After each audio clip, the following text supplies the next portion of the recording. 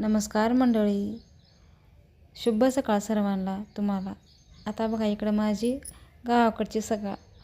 आता एकटी असल्यामुळे जरा कामाचा लोड होतो म्हणून काही कपडे मी धुवले नव्हते. आता इकडं उठल्या उठल्या हे कपडे वगैरे धुवले होते. आता हे तुम्ही बघू शकता, हे झाड तर तुम्हाला माहीतच आहे. एवढे फुलाचा भरभरून फुले राहतात ना ह्याला, की एवढे भर छान असतात की बसच. आणि सुगंध पण खूप छान येतो. ह्याला म्हणतात गुलबोस. आता इकडे माझं सकाळचं स्वयंपाक वगैरे आवरलं होतं आणि असाच रमणा टाकून मी बाहेर गेले जनावराकडे झाडलोट करून आले होते. मग म्हणलं चहा घ्यावा.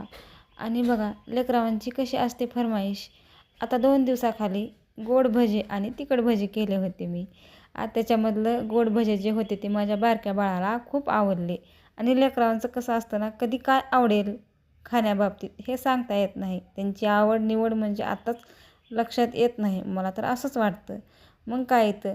आणखीन माझ्या पिल्यानं गोड भजी मला करायला सांगितले होते. आईची मिठीच असते ना, थकवा हो काम कितीही राहिलं तरी आईचे हात कधी थकत नसतात. मग मस्तपैकी असे भजे केले होते. आता हे आहेत गोड भजे म्हणजे गुलगुले.